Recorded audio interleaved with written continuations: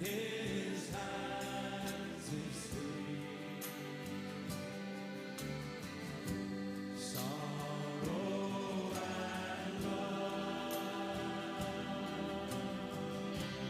flow mingled out. Did ever such love and sorrow be?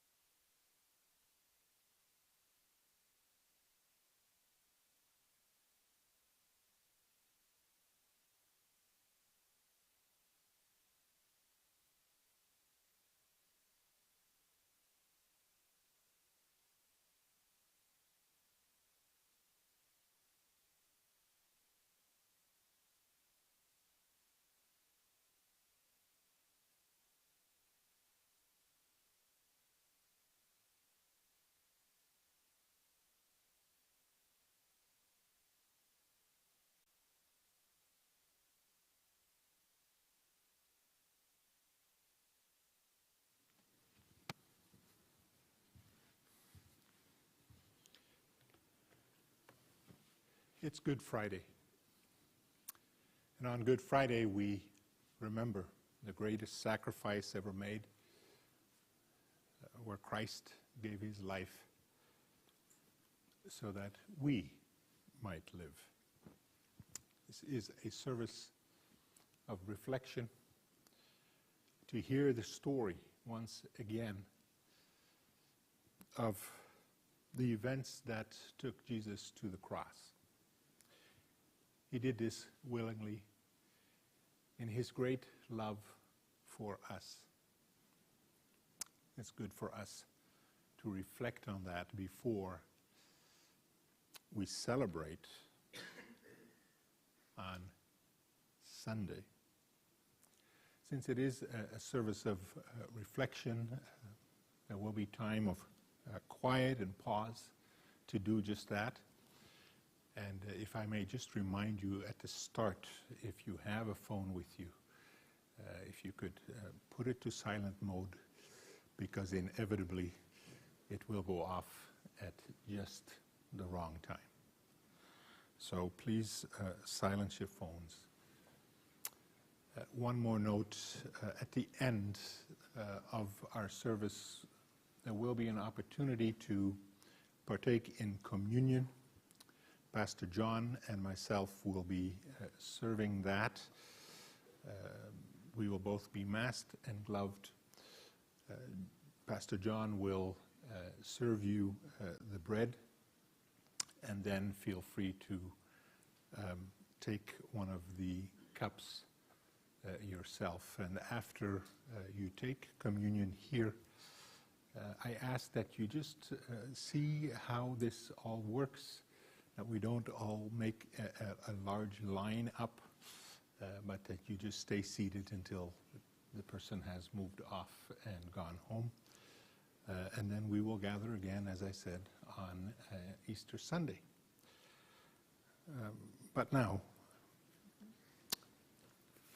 let us enter into the events of Good Friday.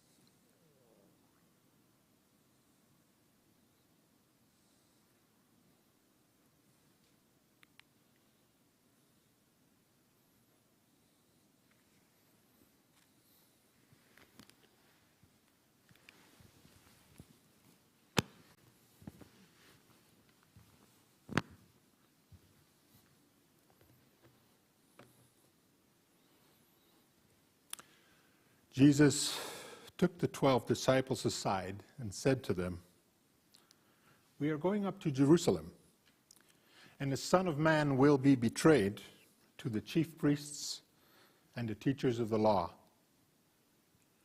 They will condemn him to death and will turn him over to the Gentiles to be mocked and flogged and crucified." Then the mother of Zebedee's sons came to Jesus with her sons and, kneeling down, asked a favor of him. "What is it you want?" he asked. She said, "Grant that one of these two sons of mine may sit at your right and the other at your left in your kingdom." You don't know what you are asking, Jesus said to them. Can you drink the cup I am going to drink?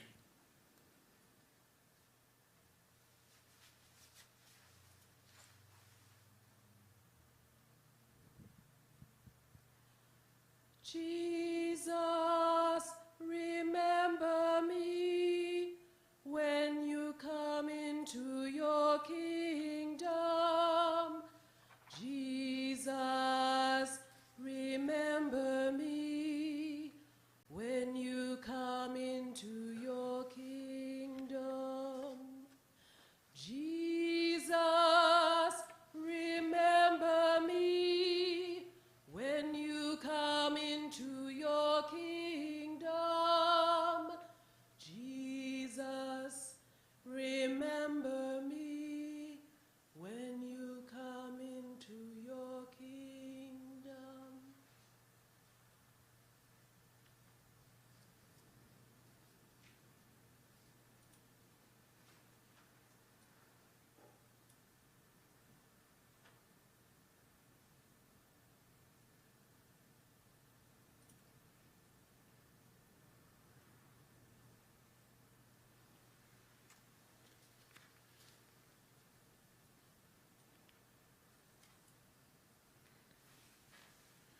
Now the festival of unleavened bread, called the Passover, was approaching. And the chief priests and the teachers of the law were looking for some way to get rid of Jesus, for they were afraid of the people. Then Satan entered Judas, called Iscariot, one of the 12. And Judas went to the chief priests and the officers of the temple guard and discussed with them how he might betray Jesus. They were delighted and agreed to give him money.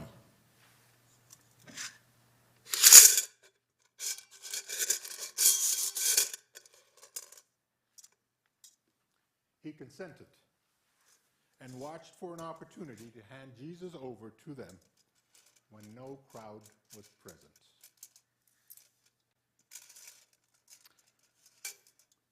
Jesus went with his disciples to a place called Gethsemane. Judas, one of the 12, arrived. With him was a large crowd armed with swords and clubs, sent from the chief priests and the elders of the people. Now the betrayer had arranged a signal with them. The one I kiss is the man. Arrest him. Going at once to Jesus, Judas said, Greetings, Rabbi. and kissed him. Jesus replied, do what you came for, friend. Then the men stepped forward, seized Jesus, and arrested him. Early in the morning, all the chief priests and the elders of the people made their plans how to have Jesus executed. So they bound him, led him away, and handed him over to Pilate, the governor. When Judas, who had betrayed him, saw that Jesus was condemned, he was seized with remorse and returned the 30 pieces of silver to the chief priests and the elders. I have sinned, he said, for I have betrayed innocent blood. What is that to us? They replied. That's your responsibility. So Judas threw the money into the temple. Then he went away and hanged himself.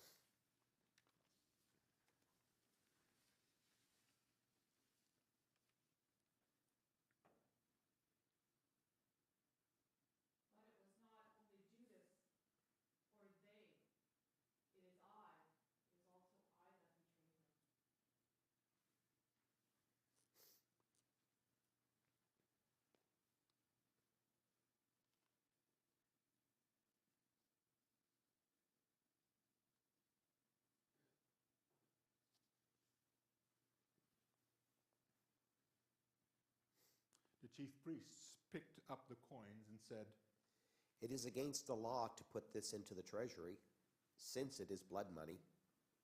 So they decided to use the money to buy the potter's field as a burial place for foreigners. That is why it has been called the Field of Blood to this day.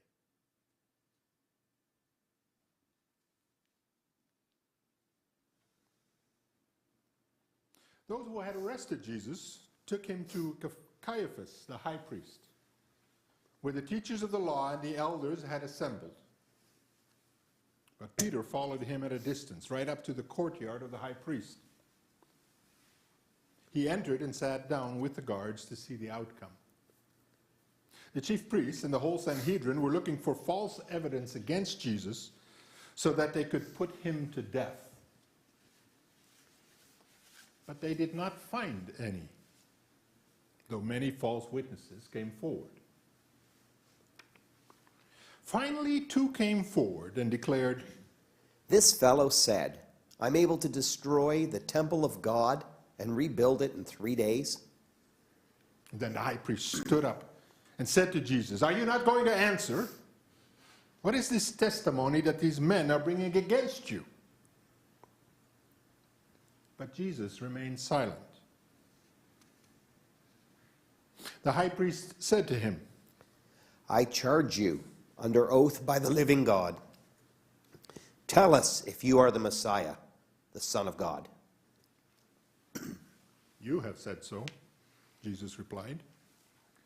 "But I say to all of you, from now on you will see the Son of Man sitting on the right hand of the Mighty One and coming on the clouds of heaven." Then the high priest tore his clothes.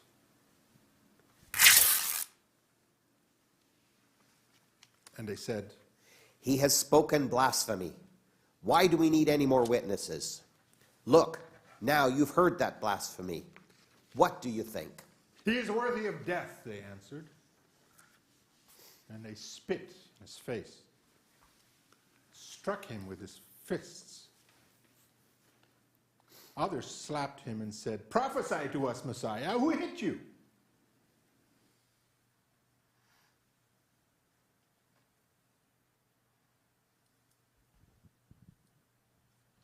Please join me. Oh, holy Jesus, how have you offended that mortal judgment as on you descended by those derided by your own rejected, oh, most afflicted.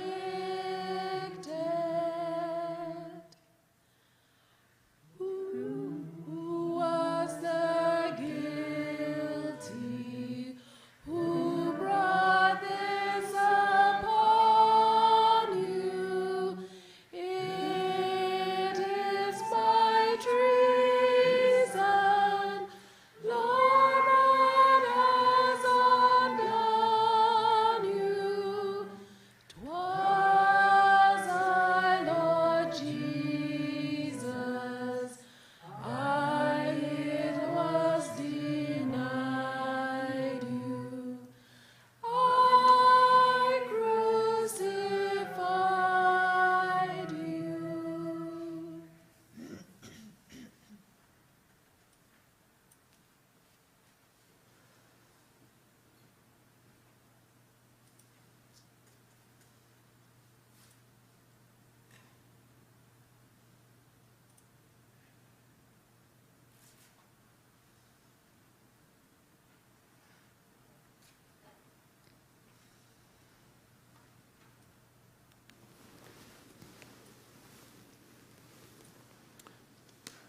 The soldiers twisted together a crown of thorns and put it on his head. They clothed him in a purple robe and went up to him again and again, saying, "Hail, King of the Jews!" and they slapped him in the face. Once more, Pilate came out and said to the Jews gathered there, Look, I am bringing him out to you to let you know that I find no basis for a charge against him. When Jesus came out wearing the crown of thorns and the purple robe, Pilate said to them, Here is the man. As soon as the chief priests and their officials saw him, they shouted, Crucify! Crucify! But Pilate answered, You take him and crucify him.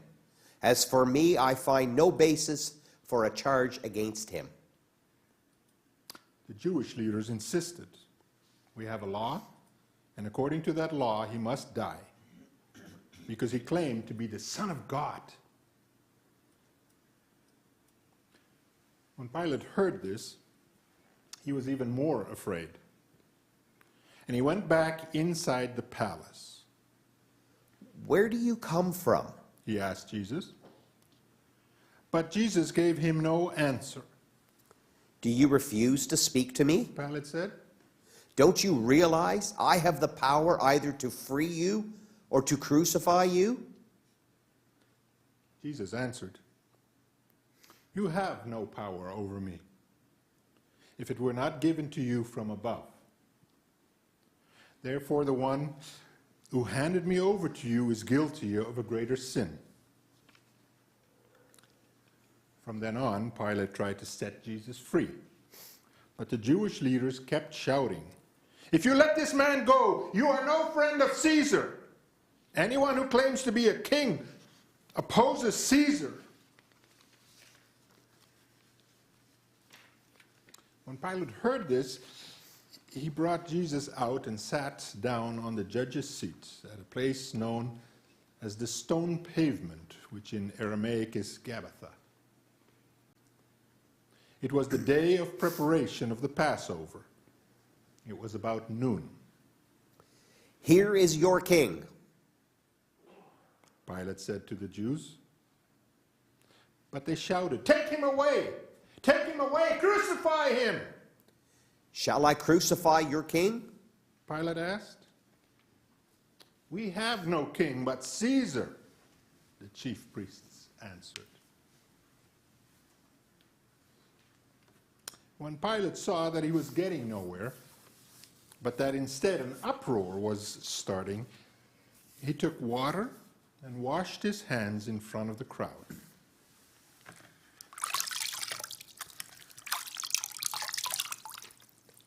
I am innocent of this man's blood. Pilate said. It is your responsibility. All the people answered, His blood is on us and our children. Finally, Pilate handed him over to them to be crucified.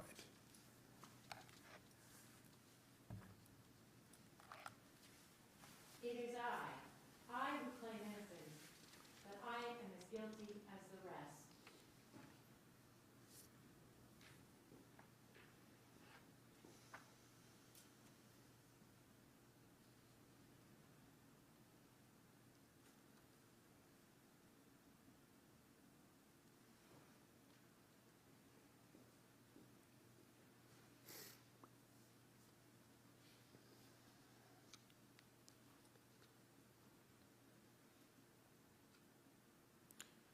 Then the Jewish leaders took Jesus from Caiaphas to the palace of the Roman governor. By now it was early morning, and to avoid ceremonial uncleanness, they did not enter the palace, because they wanted to be able to eat the Passover. So Pilate came out to them and asked, What charges are you bringing against this man? If he were not a criminal, they replied, we would not have handed him over to you. Pilate said, Take him yourselves and judge him by your own law. But we have no right to execute anyone, they objected. This took place to fulfill what Jesus had said about the kind of death that he was going to die. Pilate then went back inside the palace, summoned Jesus, and asked him, Are you the king of the Jews? Is that your own idea? Jesus asked. Or did others talk to you about me? Am I a Jew? Pilate replied. Your own people and chief priests have handed you over to me. What is it you have done? Jesus said, my kingdom is not of this world. If it were, my servants would fight to prevent my arrest by the Jewish leaders. But now my kingdom is from another place. You are a king, then, said Pilate. Jesus answered, you say that I am a king. In fact, the reason I was born and came into the world is to testify to the truth. Everyone on the side of truth listens to me, What is the truth? retorted Pilate. With this he went out again to the Jews gathered there and said, I find no basis for a charge against him, but it is your custom for me to release to you one prisoner at the time of the Passover. Do you want me to release the king of the Jews? They shouted back, no, not him. Give us Barabbas. Now Barabbas had taken part in an uprising. Then Pilate took Jesus and had him flogged.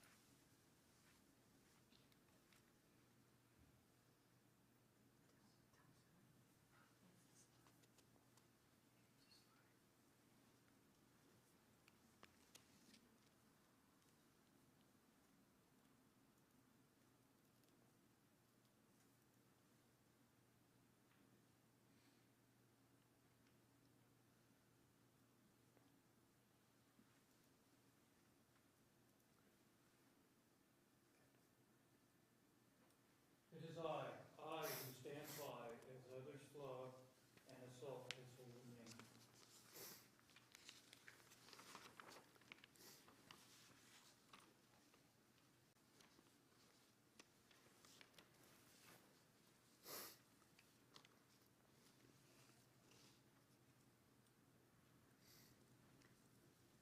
It was 9 a.m. when they crucified him. The written notice of the charge against him read, the King of the Jews.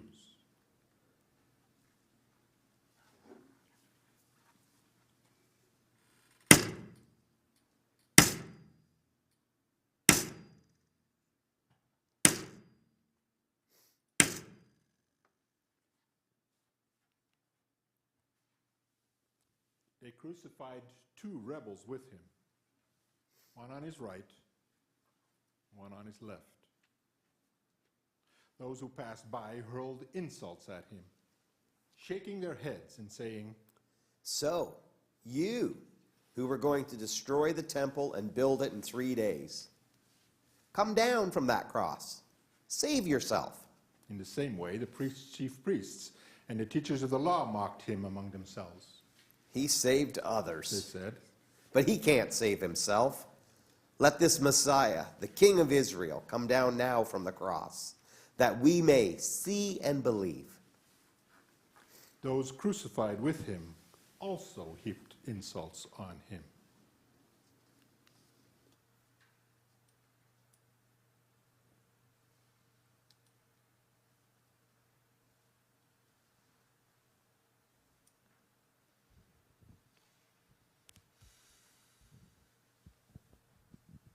Please join.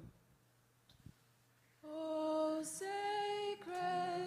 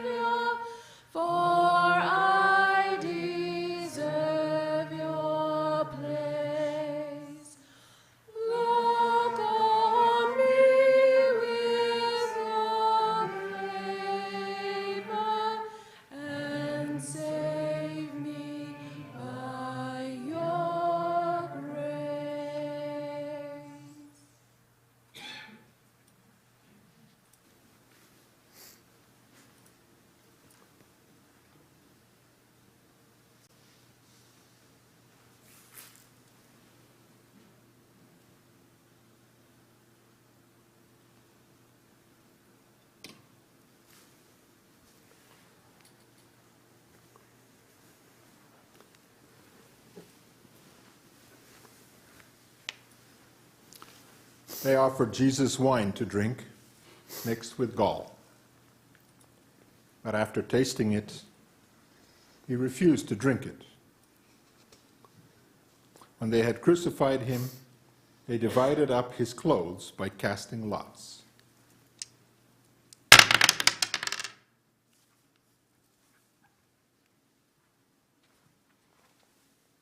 It is I. It is my loyalty that is divided, as I cast out my lot.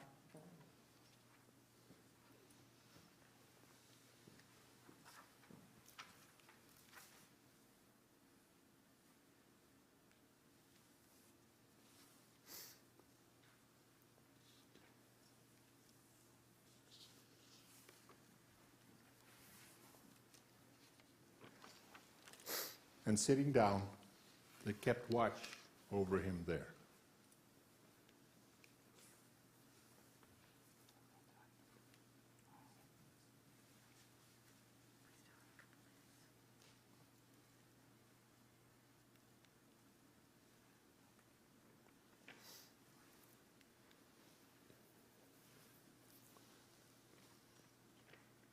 A large number of people followed him, including women who mourned and wailed for him.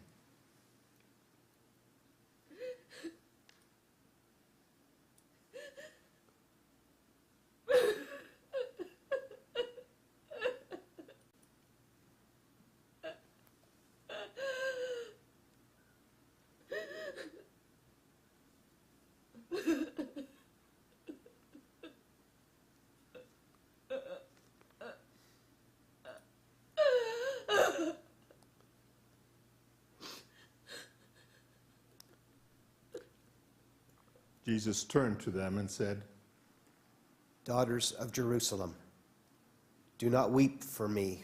Weep for yourselves and for your children.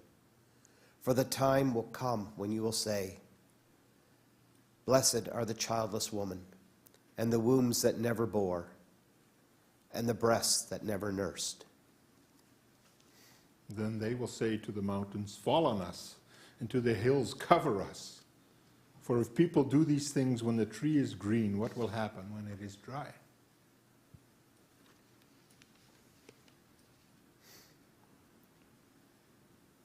It is I who cry, because it is for my sin that the Lord of life suffers.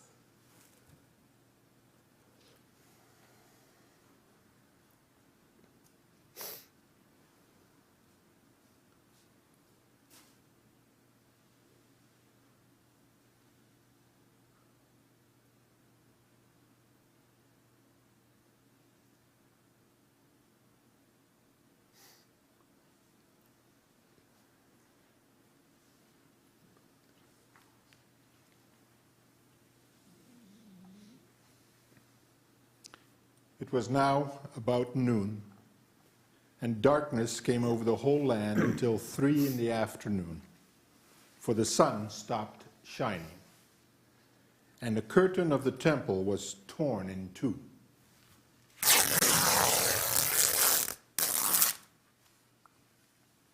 Jesus called out with a loud voice, Father, into your hands I commit my spirit. And when he had said this, he breathed his last. The centurion, seeing what has happened, praised God and said, Surely this was a righteous man.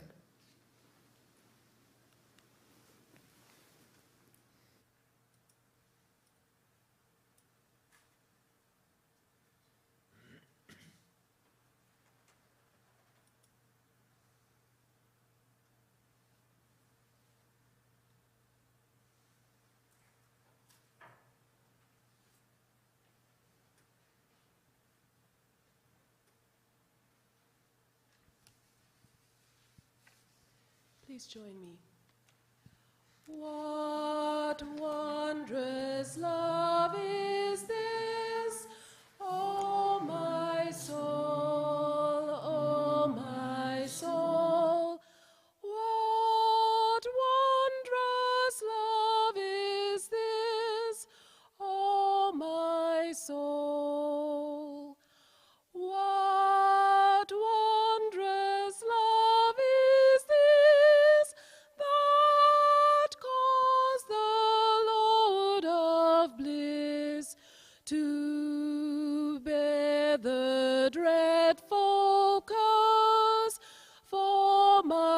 soul,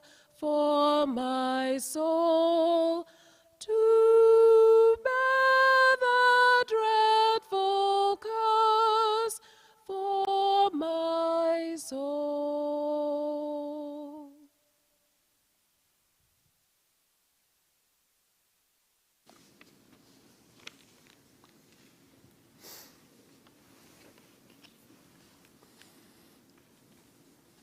I have come that they may have life and have it to the full.